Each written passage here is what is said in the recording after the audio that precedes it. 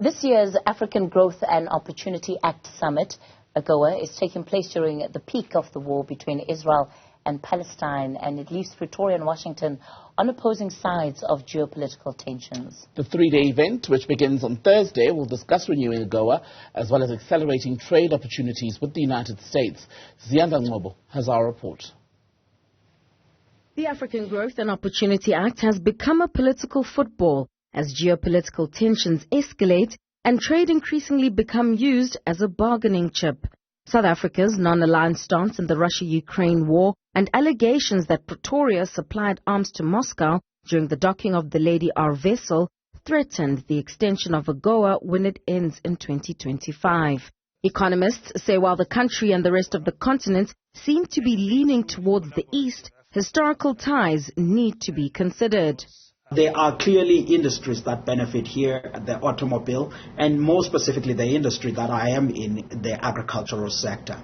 And we are a sector that is export-oriented. We send out on exports each year just under $13 billion of agricultural products. And yes, a large part of that, about 40%, goes to the African continent, and you would have about 25% to the EU and the other markets that are important, Asia and the Middle East. But the US also takes a significant proportion because that Americas region will take up anything around about 5 to 7% of our agricultural exports.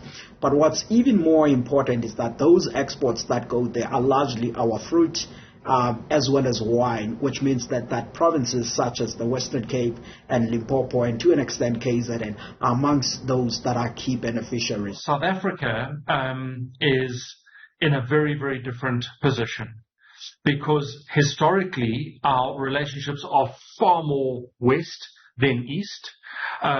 They remain overwhelmingly far more west than east, and we simply don't have the weight or influence or sway, that we could imagine that we are in a position to somehow call the shots is very presumptuous.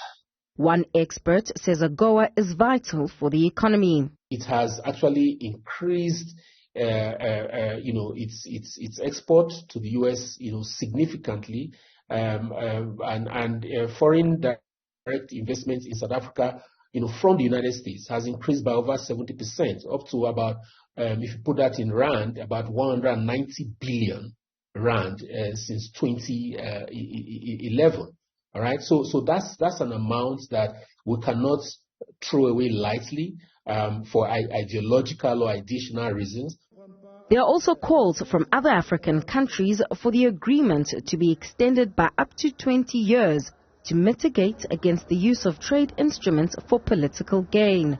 One analyst says while the US has taken a more aggressive approach in recent times to its international relations, the landscape isn't what it was a few months ago. I think at the end of the day, it's not just going to be a simple thing about trying to muscle in whether it's the US or everywhere else, and use the AGOA as an instrument of geopoliticization of trade, because it becomes difficult as well. Because I think for countries that are now sitting in this very invidious position around what's happening in Israel and what's going on in Palestine, and how many deaths we've seen, because we've now reached over 8,000 deaths, and about 40% of that are children.